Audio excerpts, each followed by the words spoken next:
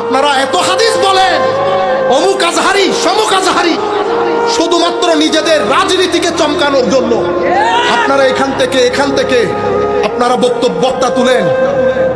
টাকা আপনার হাতে, মেকানিজম আপনার হাতে, ফেসবুক আপনার হাতে, পৃথিবীর আনাচে কানাচে ছড়িয়ে আপনারা কিছু মানুষকে হিরো বানিয়ে দেন।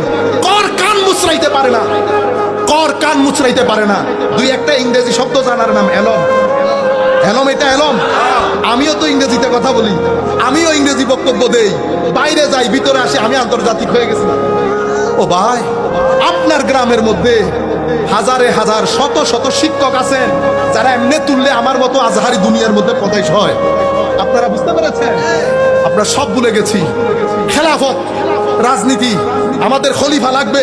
আপনি আমার নবীর এশকের সমুদ্রে আউলিয়ায়ে কেরামের শানে বিয়াদবি শিখিয়েছেন। আপনি দেখেন ওলিদের মাজার পা দিয়ে ভেঙে ফেলবেন। আমি বলছি আপনি সমালোচনা করেন, সমালোচনা করার অধিকার সবার আছে, আপনিও করেন সমালোচনা, কোনো সমস্যা। কিন্তু বেটা, এটা একটা কথা হইল, আল্লাহর ওলিদের মাজার বাংলাদেশের বেশিরভাগ মানুষের সম্মানের জায়গা না?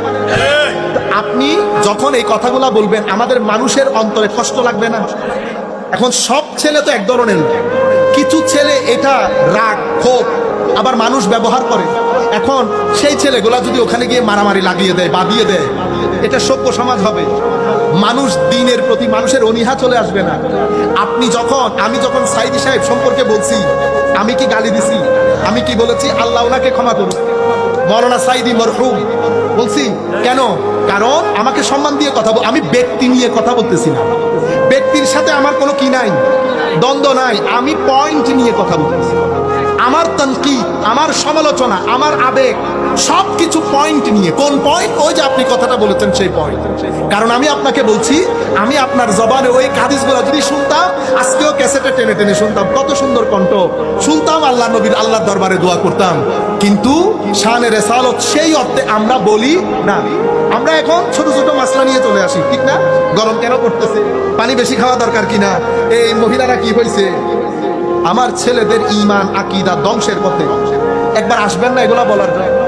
বেদাত বাদে, বেদাত ধরেন আমি বেদাতি, ধরেন আমি বেদাত বাদে বাংলাদেশে আর কোনো সমস্যা নাই। আমার ছেলেগুলা আমার নবীর শানে যে লফজগুলা ব্যবহার করে সেই লফজ আপনার চোখে পড়ে না, কিন্তু আপনি বলতে পারবেন না। কেন? কারণ যারা টাকা দেয় তারা নির্দিষ্ট টার্গেট নিয়ে টাকা দেয়। আপনি যখন আপনি আমাকে টাকা দেবেন, আমি আপনাকে জিজ্ঞেস করবো না টাকা কেন দিচ্ছেন, কারণ কি? যারা টাকা দেয় কেউ বিনা স্বার্থে টাকা দেয় না, উদ্দেশ্য করে টাকা দেয়। আপনারা বুঝতে পেরেছেন? শুধু এই কথাগুলো বলতেন আমাদের, যেমন নুরুল ইসলাম ফারুকী সাহেব, এখানে এই মানে হত্যাযজ্ঞ আসবে কেন? আমরা মুখে মুখে চলাই কথা।